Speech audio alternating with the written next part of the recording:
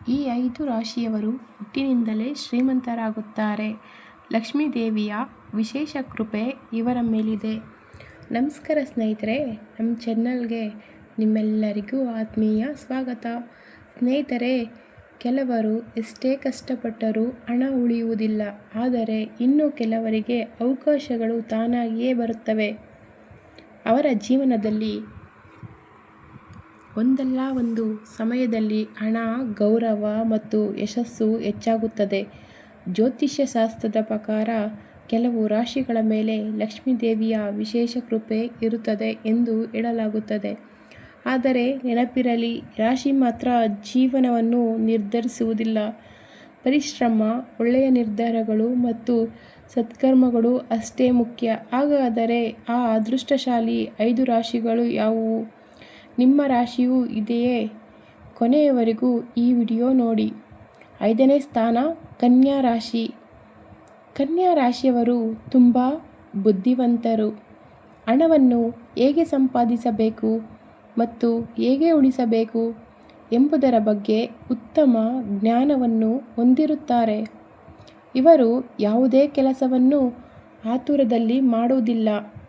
ಮೊದಲು ಯೋಚಿಸಿ ನಂತರ ನಿರ್ಧಾರ ತೆಗೆದುಕೊಳ್ಳುತ್ತಾರೆ. ವ್ಯಾಪಾರ, ಶಿಕ್ಷಣ, ವೈದ್ಯಕೀಯ, ಬ್ಯಾಂಕಿಂಗ್ ಹಾಗೂ ಸರ್ಕಾರಿ ಕ್ಷೇತ್ರಗಳಲ್ಲಿ ಉತ್ತಮ ಯಶಸ್ಸು ಪಡೆಯುವ ಸಾಧ್ಯತೆ ಹೆಚ್ಚು. ಹಣ ನಿಧಾನವಾಗಿ ಬಂದರೂ ಜೀವನದಲ್ಲಿ ಉತ್ತಮ ಮನೆ, ವಾಹನ ಮತ್ತು ಆರ್ಥಿಕ ಸ್ಥಿರತೆ ಪಡೆಯುವ ಯೋಗ ಇವರಿಗೆ ಇದೆ ಎಂದು ಹೇಳಲಾಗುತ್ತದೆ. 4ನೇ ಸ್ಥಾನ ವೃಷಭ ರಾಶಿ. ವೃಷಭ ರಾಶಿಯ ಅಧಿಪತಿ ಶುಕ್ರ ಗ್ರಹ. ಆದ್ದರಿಂದ ಈ ರಾಶಿಯವರಿಗೆ ಐಶ್ವರ್ಯ ಮತ್ತು ಸೌಕರ್ಯಗಳ ಮೇಲೆ ವಿಶೇಷ ಆಸಕ್ತಿ ಇರುತ್ತದೆ. ಇವರು ಪರಿಶ್ರಮಿಗಳು. ಹಣ ಗಳಿಸುವ ಅವಕಾಶವನ್ನು ಚೆನ್ನಾಗಿ ಬಳಸಿಕೊಳ್ಳುತ್ತಾರೆ. ವ್ಯಾಪಾರ, ಕೃಷಿ, ರಿಯಲ್ ಎಸ್ಟೇಟ್ ಮತ್ತು ಹೂಡಿಕೆ ಕ್ಷೇತ್ರಗಳಲ್ಲಿ ಉತ್ತಮ ಪ್ರಗತಿ ಸಾಧಿಸಬಹುದು.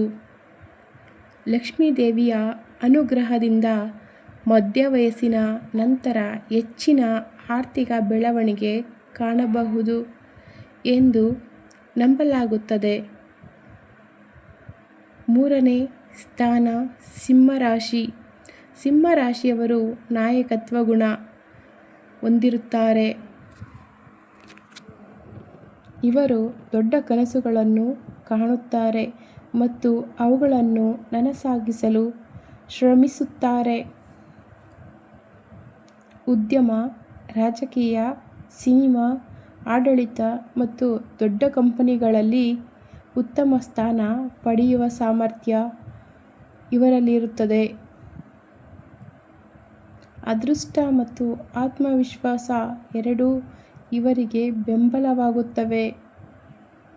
2ನೇ ಸ್ಥಾನ ವೃಶ್ಚಿಕ ರಾಶಿ. ವೃಶ್ಚಿಕ ರಾಶಿಯವರು ತಮ್ಮ ಯೋಜನೆಗಳನ್ನು ಯಾರಿಗೂ ಹೇಳುವುದಿಲ್ಲ.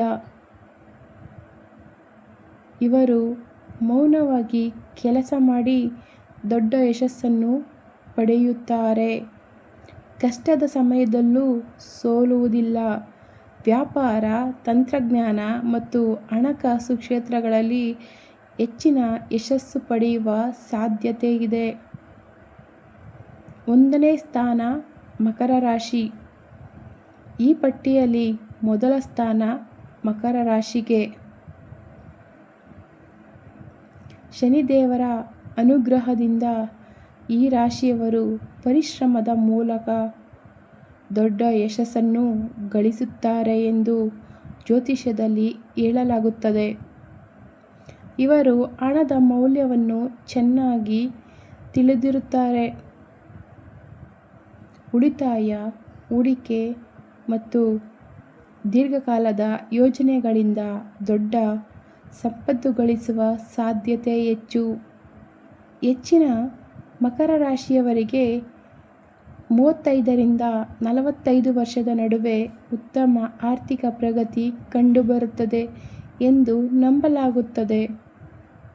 ಸ್ನೇಹಿತರೆ, ಇವು ಜ್ಯೋತಿಷ್ಯದಲ್ಲಿ ಕಂಡುಬರುವ ಸಾಮಾನ್ಯ ನಂಬಿಕೆಗಳ ಆಧಾರದ ಮಾಹಿತಿ ಮಾತ್ರ. ಪ್ರತಿಯೊಬ್ಬರ ಜೀವನವು ಅವರ ಪರಿಶ್ರಮ, ಶಿಕ್ಷಣ, ಅವಕಾಶಗಳು ಮತ್ತು ನಿರ್ಧಾರಗಳ ಮೇಲೂ ಅವಲಂಬಿತವಾಗಿರುತ್ತದೆ. ನಿಮ್ಮ ರಾಶಿ ಈ ಪಟ್ಟಿಯಲ್ಲಿ ಇದೆಯೇ? ಕಾಮೆಂಟ್ನಲ್ಲಿ ತಿಳಿಸಿ. ಈ ವಿಡಿಯೋ ಇಷ್ಟವಾದರೆ ಲೈಕ್ ಮಾಡಿ, ಶೇರ್ ಮಾಡಿ ಮತ್ತು ಇಂತಹ ಜ್ಯೋತಿಷ್ಯ, ಆಧ್ಯಾತ್ಮಿಕ ಹಾಗೂ ಧಾರ್ಮಿಕ ಮಾಹಿತಿಗಾಗಿ ನಮ್ಮ ಶಿವಲೋಕ ಚಾನಲನ್ನು ಸಬ್ಸ್ಕ್ರೈಬ್ ಮಾಡೋದನ್ನು ದಯವಿಟ್ಟು ಮರಿಬೇಡಿ. ತುಂಬು ಹೃದಯದ ಧನ್ಯವಾದಗಳು.